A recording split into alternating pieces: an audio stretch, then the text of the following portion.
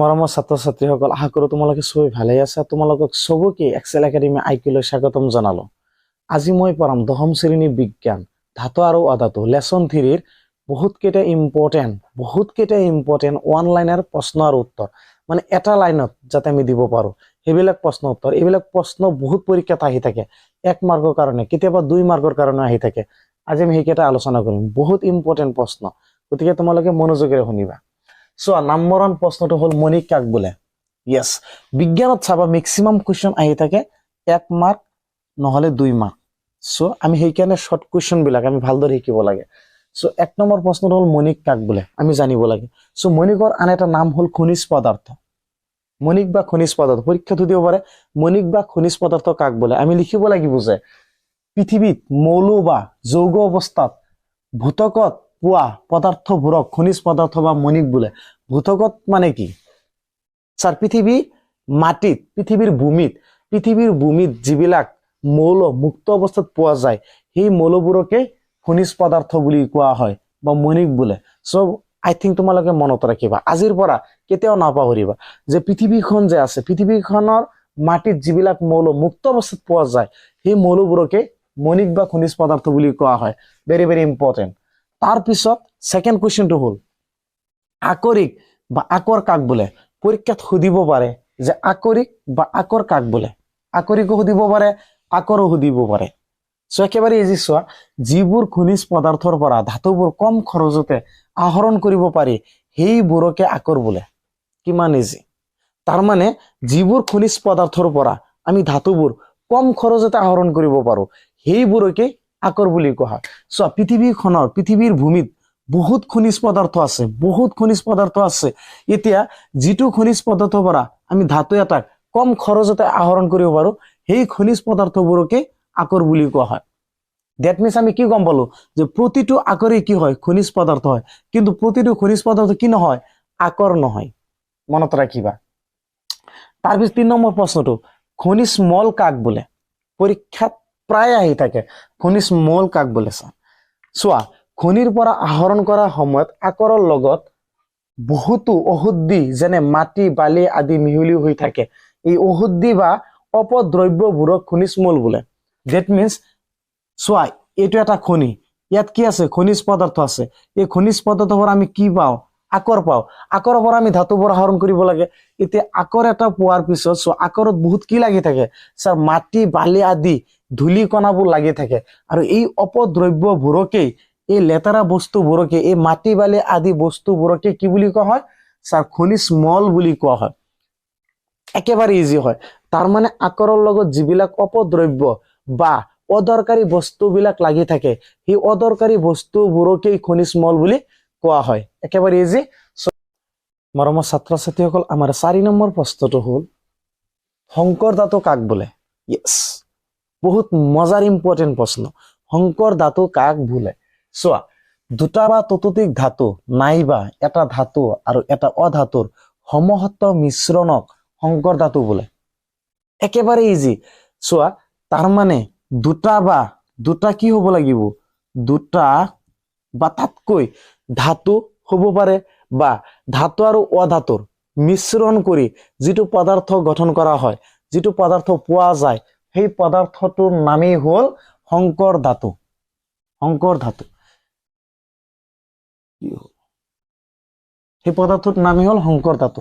So একেবাৰে easy. মনত ৰাখিবা যে ধাতু হ'ব পাৰে, ধাতু আৰু ধাতু লগ লাগি দুটা ধাতু বা তাতকৈ বেছি হ'ব পাৰে, 2টা বা 3টাৰ ধাতু একেলগে লগ কৰি বা ধাতু আৰু অধাতুৰ সমহত্ব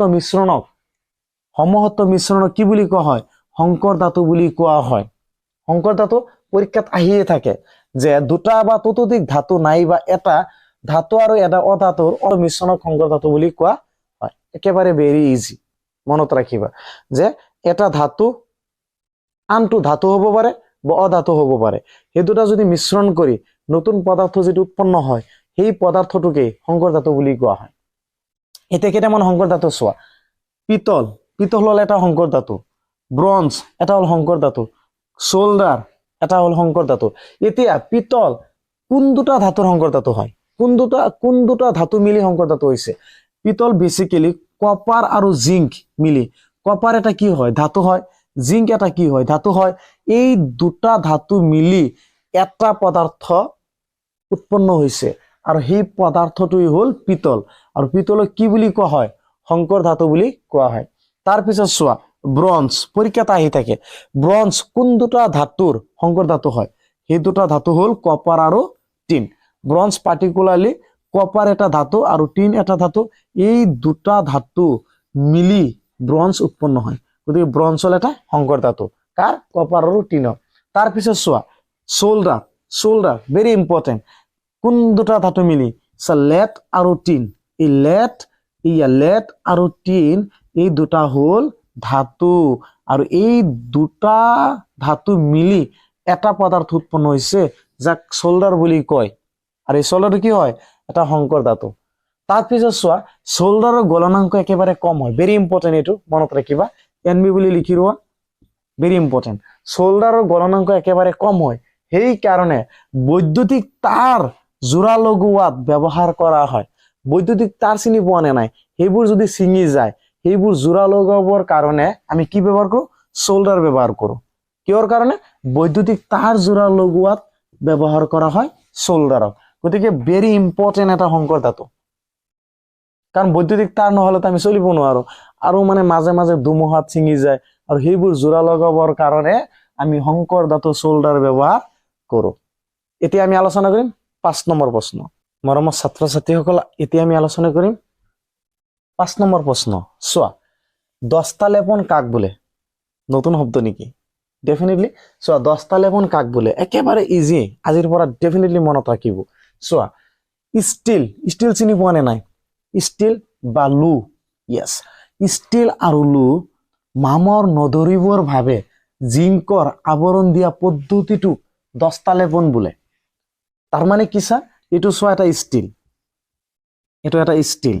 এইটো এটা লু এতিয়া এই লু বা ষ্টিলত যাতে মামৰ নধৰে সেইটো কৰিবৰ কাৰণে মামৰে যাতে নধৰে আমি কি কৰিব লাগিব জিংকৰ আৱৰণ দি দিওঁ ওপৰত জিংকৰ কি দিওঁ প্ৰলেপ দি দিওঁ আৱৰণ দি দিওঁ এই জিংকৰ আৱৰণ দিয়া পদ্ধতিটোকেই দস্তা লেপন পদ্ধতি বুলি কোৱা হয় পৰীক্ষাত আহিব পাৰে যে দস্তা লেপন পদ্ধতি কাক বোলে সো আৰামছে মনত ৰাখিব যে ষ্টিল আৰু লুত মামৰ নধৰিবৰ ভাৱে জিংকৰ আৱৰণ দিয়া পদ্ধতিটো দস্তা লেপন বোলে মানে কি চা এইটো এটা ষ্টিল আৰু এটা লু যাতে লুত চোৱা লু আমি যদি বাহিৰত নতুন কিনি আনি বজাৰৰ পৰা বাহিৰত পেলাই থৈ দিওঁ কেইদিনমান বৰষুণত তিতি কি হ'ব এইবিলাকত লুত মামৰে ধৰে ঠিক আছে ওপৰত চাবা এক ধৰণৰ বেলেগ এটা পদাৰ্থ দেখা পোৱা যায় আৰু সেই পদাৰ্থটোকে কি বুলি কয় মামৰে ধৰা বুলি কোৱা হয় এই মামৰে ধৰাৰ পৰা ৰোধ কৰিবৰ কাৰণে আমি কি কৰো ষ্টিল আৰু লুত চোৱা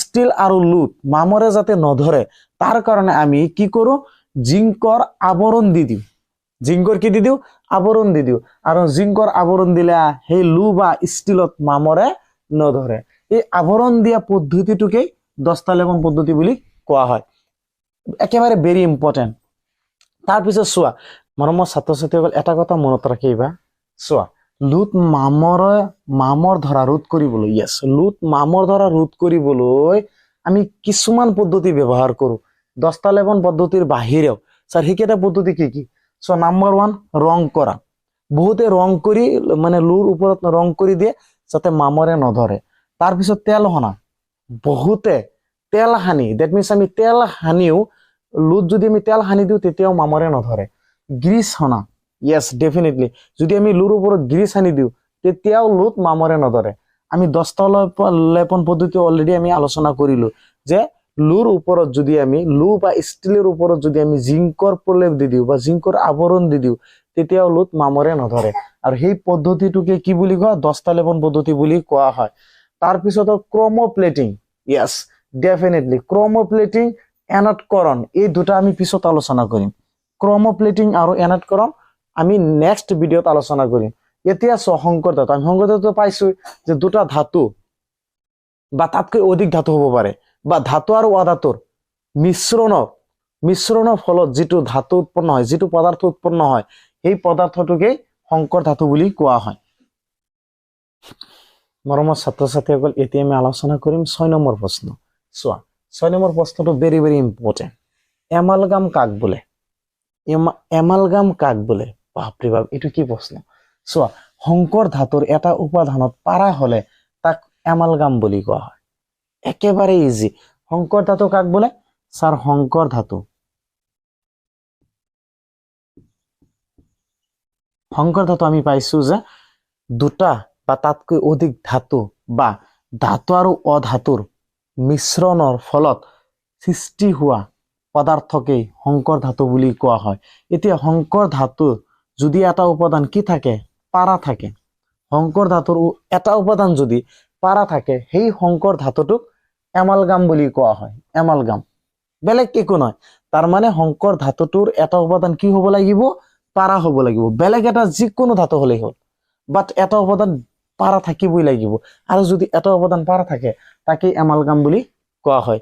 ভেৰি ভেৰি ইম্পৰ্টেণ্ট প্ৰশ্ন এইটো। এমালগাম কাক বোলে? তাৰপিছত চোৱা, ক্ষয়ীভৱন কাক বোলে? ক্ষয়ীভৱন। ক্ষয়ীভৱনটো ইয়াত চোৱা, শব্দতে ইয়াৰ এনসাৰ। ক্ষয় মানে ক্ষয় হোৱা, ঠিক আছে। ক্ষয়ীভৱন কাক বোলে? কিছুমান ধাতুৰ পৃষ্ঠ যেনে লো সেমেকা বায়ুৰ পৰিৱেশত দীৰ্ঘ সময় ৰাখি থলে ক্ষয় যায়, ইয়াকে ক্ষয়ীভৱন বোলে। চোৱা, কিছুমান ধাতু আছে লো, আৰু বহুত ধাতু যেনেকৈ এলুমিনিয়াম আছে, লো আছে, ষ্টিল আছে। এইবিলাক ধাতু যদি আমি সেমেকা পৰিৱেশত ৰাখি থৈ দিওঁ বহুদিন সময়, দীৰ্ঘদিন ধৰি, তেনেহলে চাবা সেই লো বা ষ্টিল ক্ষয় হৈ যায়। আৰু ইয়াকে কি বুলি কোৱা হয়? ক্ষয়ীভৱন বুলি কোৱা হয়। ক্ষয়ী যোৱা পদ্ধতিটোকে ক্ষয়ীভৱন বুলি কোৱা হয়। ডেট মিনছ কিছুমান ধাতুৰ পৃষ্ঠ যেনে লো সেমেকা বায়ুৰ পৰিৱেশত দীৰ্ঘ সময় ৰাখি থলে ক্ষয় যায়, ইয়াকে ক্ষয়ীভৱন বুলি কোৱা হয়। মৰমৰ ছাত্ৰ ছাত্ৰীসকল, আমি এতিয়া আলোচনা কৰিম 8 নম্বৰ প্ৰশ্ন। ভেৰি ভেৰি ইম্পৰ্টেণ্ট প্ৰশ্ন। ধাতুবিদ্যা কাক বোলে? ইয়েছ, ধাতুবিদ্যা কাক বোলে? বহুত ইম্পৰ্টেণ্ট। চোৱা, আকৰৰ পৰা ধাতু নিষ্কাশন আৰু পিছত শোধন কৰাকে ধাতুবিদ্যা বোলে। আকৰ এটাৰ পৰা আমি যে ধাতুবোৰ কি কৰো? প্ৰথমতে কি কৰো? আমি নিষ্কাশন কৰো। Yes, definitely. তাৰপিছত কি কৰো? আমি শোধন কৰো। ডেট মিনছ চোৱা, খনিজ পদাৰ্থত কি থাকে? আকৰ থাকে। আকৰৰ পৰা আমি কি কৰো? ধাতু কৰো। এই ধাতুবোৰ কি কৰিব লাগে? শোধন কৰিব লাগে। আৰু এই পদ্ধতিটোকে কি বুলি কোৱা হয়? ধাতুবিদ্যা বুলি কোৱা হয়। ডেট মিনছ আকৰৰ পৰা ধাতু নিষ্কাশন আৰু পিছত শোধন কৰাকে ধাতুবিদ্যা বোলে। একেবাৰে ইজি। আকৰ ক'ত থাকে? খনিজ পদাৰ্থ থাকে। খনিজ পদাৰ্থৰ পৰা আমি কি পাওঁ? আকৰ পাওঁ। আকৰৰ পৰা কি পাওঁ? ধাতু পাওঁ। সেই ধাতুবোৰ আমি কেনেকৈ পাওঁ? নিষ্কাশন কৰিব লাগে। ক'ৰ পৰা? আকৰৰ পৰা আমি ধাতুলৈ কৰা পদ্ধতিটোকে কি বুলি কয়? নিষ্কাশন, ঠিক আছে। তাৰপিছত এই ধাতুবোৰ কি কৰিব লাগে? শোধন কৰিব লাগে। আৰু এই গোটেইখিনি পদ্ধতিটোকে ধাতুবিদ্যা বুলি কোৱা হয়। একেবাৰে ইজি। মৰমৰ ছাত্ৰ ছাত্ৰীসকল, আজি আমি 8টা বহুত ইম্পৰ্টেণ্ট প্ৰশ্ন আলোচনা কৰিলো।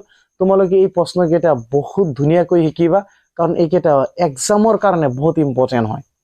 সো আমাৰ ভিডিঅ'টো চোৱাৰ কাৰণে বহুত ধন্যবাদ। সো আজি ইমানখিনি। থেংক ইউ সো মাচ।